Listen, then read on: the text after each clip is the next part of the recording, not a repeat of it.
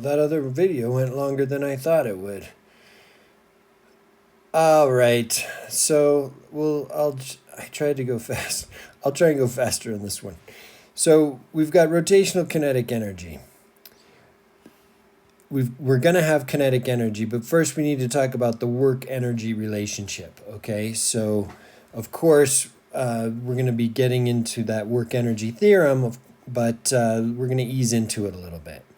So first of all, what is work? It's the force times the distance, right? So here we have this rotational object.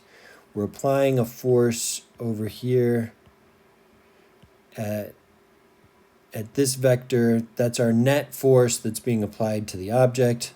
It's going to rotate about the axis in the middle.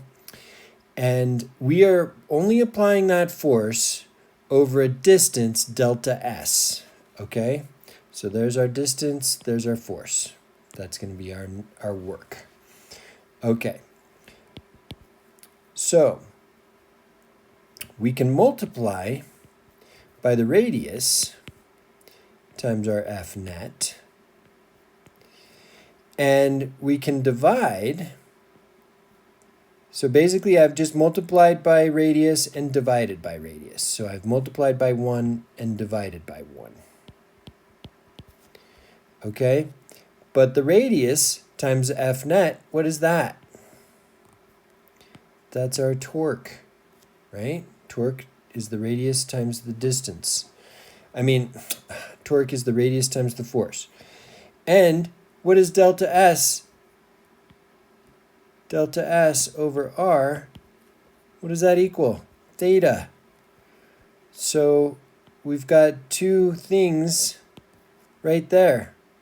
We've got our work net is equal to our torque times theta, which is the same thing in the linear way of looking at it as force times distance. Okay, this is the analog of it. They're not equal to each other. It's just the analog, okay? So if we take that torque times the angle, that's going to give us our work net. Excellent. So nice. Let's erase some of these. I don't know how these things. I'm not super. I guess I just don't have all the professional setup, right? I'm not doing it like Mr. Khan in the Khan Academy. Okay, so our work net is our torque, but torque equals I alpha, right? So we could say I alpha times theta, right? Of course, it's our net alpha.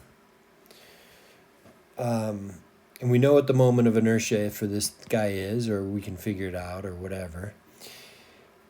So the cool part is there's this one equation. You guys are going to like this. There's this one equation. As soon as you knew we were going to talk about the work energy theorem, you should have known that this equation was coming.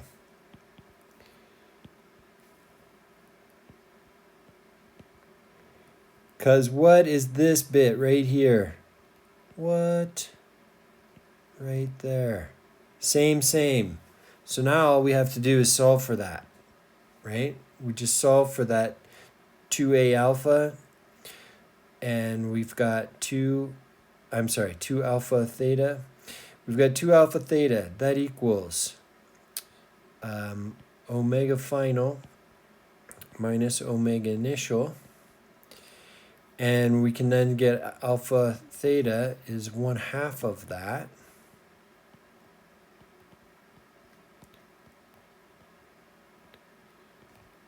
And man, we've done so much so fast. Okay.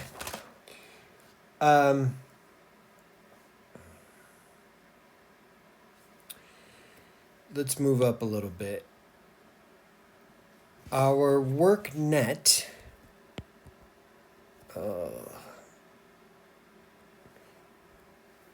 our work net has now become our I times 1/2 omega final squared minus omega initial squared. And we can push that through. We can factor those things in. So I over 2 omega final squared minus I over 2 omega naught squared is our omega net. Our work net, sorry. Does this remind you of delta KE? Well, it should, because that's delta KE. And this is our KE final. And this is our KE initial. What we have just said then, when you're doing rotational kinetic energy, rotational kinetic energy, that rotational kinetic energy, KE, and what's a good way to, we'll put a little ROT down there for rotational. That is 1/2 I omega squared. Okay? This is huge, by the way. So anytime you want the rotational energy of a rotating object, you need to know its moment of inertia, not just its inertia anymore, but the moment of inertia, and how fast is it rolling, okay? So the moment of inertia about its rolling axis, because it depends on the axis, right? So you figure out what that is, divide by 2, multiply it by omega squared, and you'll have your kinetic energy of rotation. I think it's the best. I mean, it's so good. And we're going to see it in action later. Okay, so let's say we have a turntable. You guys know what a turntable is? Let's do an example. All right, we've got a turntable. And really all a turntable is a record player. So we've got this record player, it plays records, there's an axis of rotation, and initially the turntable starts out at omega initial equals 0. And omega final, that equals 33 RPM. So I know you guys don't remember, but or maybe you do. I don't know. People are doing vinyl nowadays. 33 RPMs. That was a LP. We had 72s also, and it was always fun to put a 72 on a 33 onto a 72 situation. And we're just doing like that. That was always really fun. Okay, so how many? If we've got revolutions per minute, we need to convert these things. Let's convert the final omega final revolutions per minute. Let's convert that to radians per second. We need radians per second. So we've got our 33. I didn't do it, I swear. 33 revolutions per minute. Kind of fast. And we're going to multiply that by 1 minute divided by 60 seconds. So we'll have our seconds. And we need revolutions. How many revolutions? 1 revolution is equal to 2 pi radians. And we end up with killing revolutions. We're killing our meter. Yeah, okay. So we've got radians per second in the end. What does that give us? 3.45 radians per second. All right, let's do the same thing here. Okay, we've got 0 RPMs. We've got 0 revolutions per minute, 0 radians per second. Easy. Okay. All right, what is the I? Okay, well, in our case, let's get rid of 72. We want to listen to nice music. We don't want to mess it up. In our case, our I is equal to 6 times 10 to the minus 3 kilogram meters squared. So, what is our moment or our kinetic energy? Okay, and not just our kinetic energy, but the delta kinetic energy. So we want to know delta KE rotationally. So we're going to go through and we're going to plug in all the numbers. We're going to do 1/2 I, and we're going to do omega final squared minus omega initial squared. This one's already 0, so we're going to be left with delta KE rotational is our 1/2 I times omega final squared. So 1/2, well, 1/2 of 6 is 3. So let's just get rid of the 1/2 right away. We've got 3 times 10 to the minus 3. And we're going to multiply that by 3.45 radians per second squared. And you can go through the motions, but you're going to end up with joules. You're going to end up with joules. Look at this mess. You're going to end up with joules in the end. So have at it. Fire it up. Do whatever you want. But 3.45, we're going to square that. And then 3 times that, and then times 10 to the minus 3. You've got 0.0357 joules. So how do we write that? We're going to say KE rotational is equal to, we're going to move our decimal point over 2 times, and we've got 3.57 times 10 to the minus 2 joules. Okay, there's our turntable and the energy of a rotating vinyl record. All right, let's see here.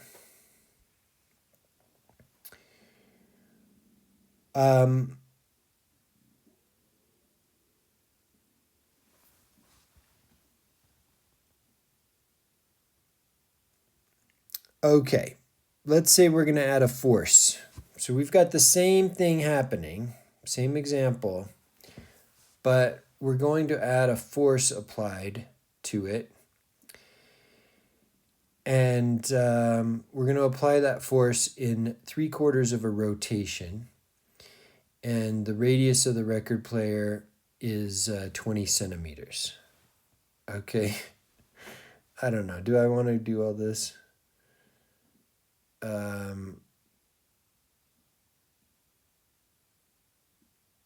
Yeah, I do. I think I do. Okay. So here's the question. Let's get to the actual question.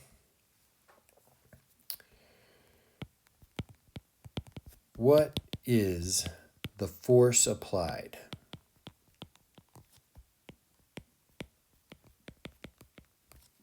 For all of that to happen, okay? So what is the force applied?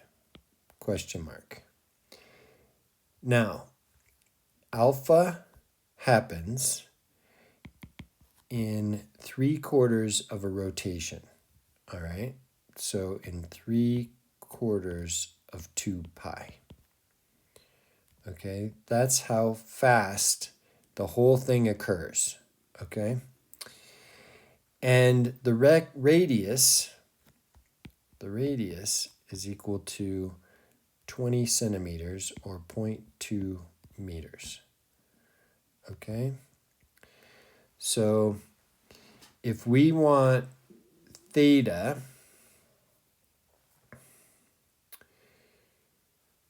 we want to know the theta in which this alpha occurs.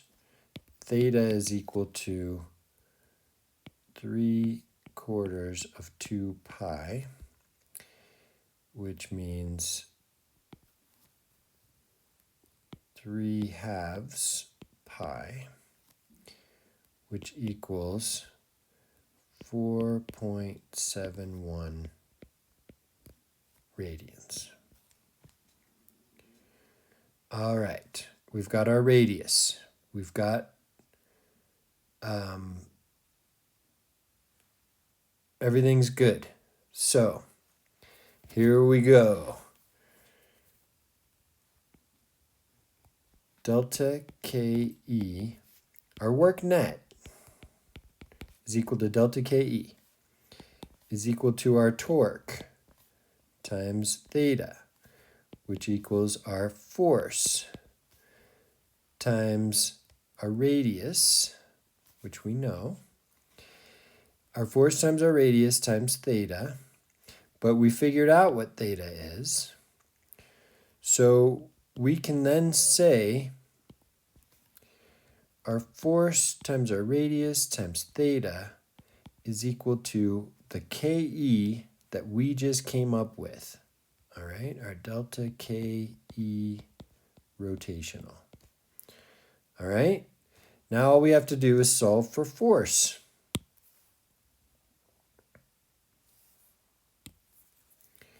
So the force is equal to our delta KE rotational, and we're going to divide that by our radius and theta. Let's plug those numbers in. We've got 3.57 times 10 to the minus 2, and we're going to divide by 0.2 meters, and theta is 4.71 radians. And believe it or not, go through the motions. You want to? We can take the time to go through and figure out that that's in newtons. It's not hard. Anyway, that's going to be newtons. Our force is equal to 3.8 times 10 to the minus 2 newtons. So it doesn't take much force to get that thing up to speed, so to speak. Our record player, our turntable, doesn't need a lot of force to get it going so that we can listen to records. This is where I want to tell you guys, and I want to make sure. Whoops, that's not what I want. I want this one. I want you guys to look at, not that. Of course, this is a good one to look at. It's what we're talking about. Yes, calculating helicopter energies. I want you to look at example 10.9 in the book. So, do that. Look at example 10.9 in the book. Okay, we are going to move on though. So look at 10.9 example.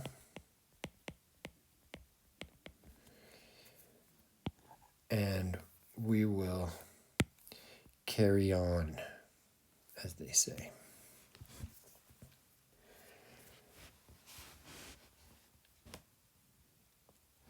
Okay.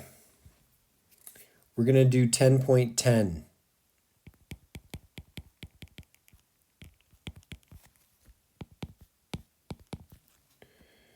So we've got a rolling cylinder going down an incline. And we've got some angle theta. I'm going to draw a nice rolling cylinder.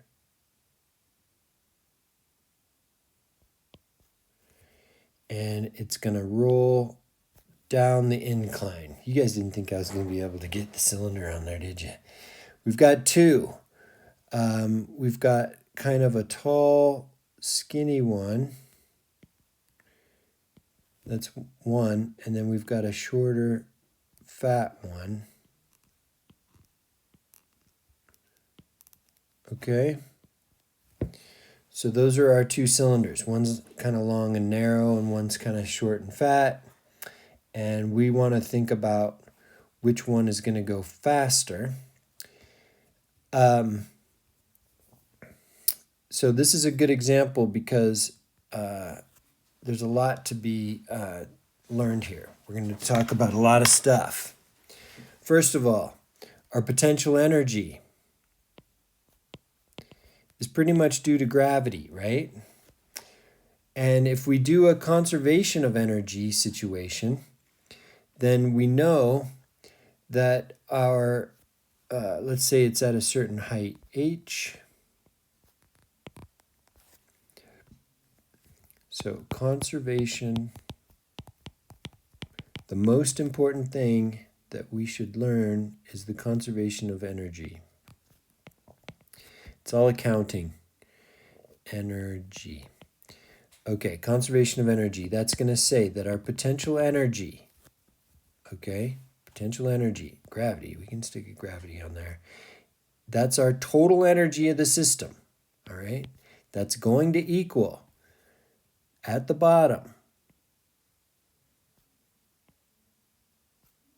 we've got this thing, this can or whatever, rolling down. It's going to have two kinetic energies. It's going to have a linear kinetic energy and a rotational. So KE linear and KE rotational, just to keep them together. So our potential energy is going to equal our KE plus KE rotational. What is our KE? Well, everybody knows that. We just took a test on that. And what is our rotational kinetic energy?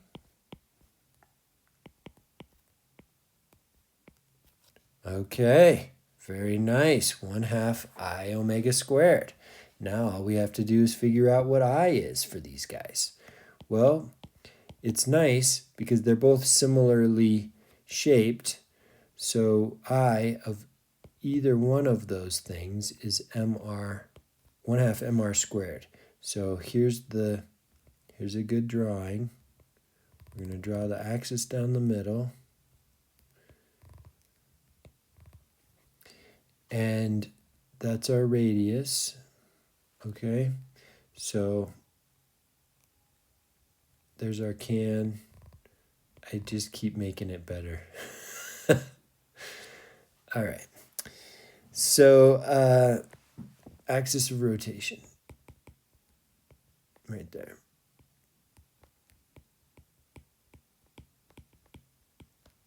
Okay. So those cans are going to rotate as they go down. We've got all kinds of energy that they're going to have when they get to the bottom. All right, so let's start figuring out some things here. We want to know which one is going to be going faster at the bottom, okay? Can 1 or can 2. So we really want to know what is V final, right? Doesn't matter how fast it's rotating. What is the V final at the bottom?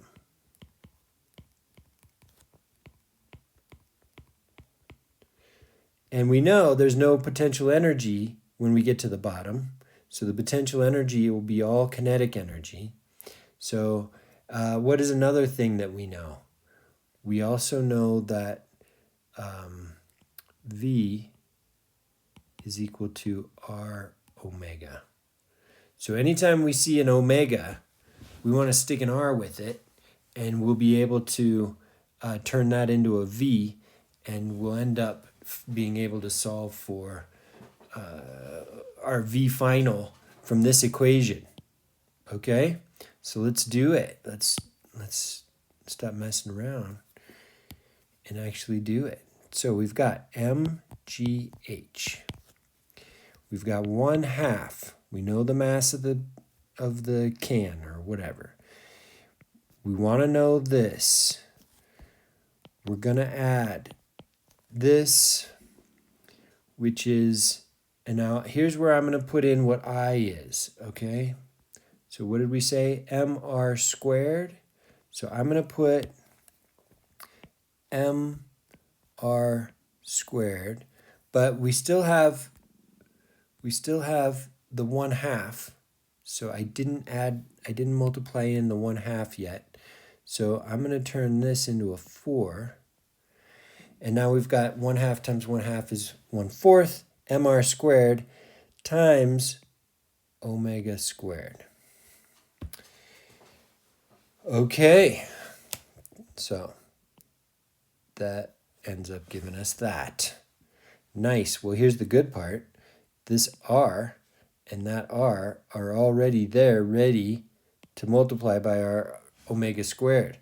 So we can then say mgh is equal to 1/2 plus 1/4 m, and both of those combine to make V squared.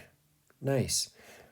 Another thing to note is right now we've got, and I could have done this step before, get rid of all the m's. There's an m in each one of these things. So m is gone. So now let's rewrite gh equals V squared over 2 plus V squared over 4. So we're going to end up getting 3/4, right? 1/2 plus 1/4 is 3/4. So we've got 3/4 V squared equals GH. So V squared equals 4/3 GH. V squared equals, why did I say squared? I don't want squared. I want the square root of 4/3 GH. Oh my gosh. Now let's think about which one of those cans is going to go faster. Which one? So here's our answer. V equals 4/3 GH. We've got one of these guys that's got a larger radius than the other one.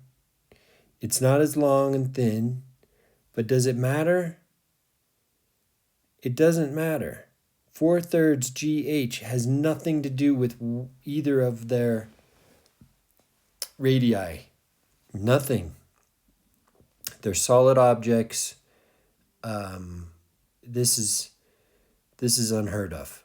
Well, we're going to actually look into this, and we're going to do a little experiment. But before we do, we're going to do that on Monday. Before we do, let's do an example. So here's our example. We've got the can, we've got a height here. It's going to roll down to here. Here's theta. The height equals 2 meters. Wow, it's very long. The mass of the can is 0.75 kilograms. The radius is equal to 0.04 meters. What is the final velocity of the can?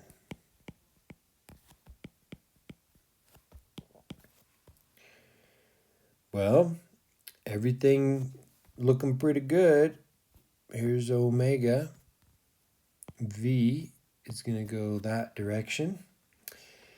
And we don't have to do a whole bunch. We can go straight to our V final equals 4/3 GH and plug all those things in. So we've got 4/3. What is that? 1.33. 1.33. We're going to multiply that by G, 9.8. We're going to multiply that by the height, which we know is 2 meters. We're going to take the square root, and let's just rewrite it down here. V final is going to equal 5.11 meters per second. How about that? We didn't need the radius of the can, and we didn't need the mass of the can. We didn't need any of that junk, right? These are what they call red herrings. I'm going to draw it in green because I'm colorblind. Red herring. Okay. So good. I think that does it. You'll have everything you need to do your homeworks, and I look forward to doing a cool thing Monday in class. Okay, talk to you then.